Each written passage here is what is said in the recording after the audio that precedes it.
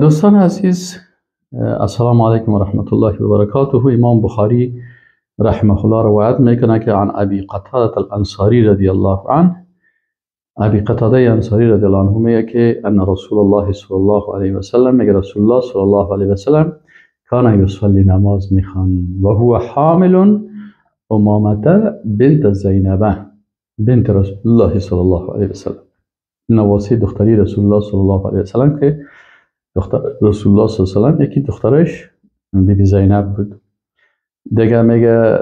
رسول الله صلی نماز میخوان و در نماز خود امین نواسگک خود در آغوش خود گرفته بود. و ابی عاصم بن ربیعه بن عبد الشمس میگه که فاذا سجد وضعها و اذا قام حملها، میگه رسول الله صلی وقتی که سجده میکرد بازی تفلک در زمین میگذاشت و وقتی که پس میخیست این تفلک در آغوش خود میگرفت بالا میکرد که تفلک یعنی گریه نکنه. پس این هم از سنت رسول الله صلی الله علیه و سلم است که انسان مسلمان به امرای اطفال بسیار محبت داشته باشه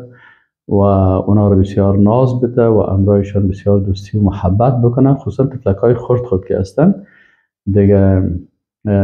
دوستی و محبت کردن. و حتی رسول الله صلی الله علیه و سلم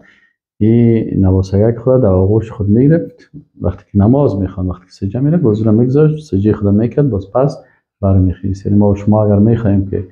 به طریقه رسول الله صلی الله علیه و سلم زندگی بکنیم باید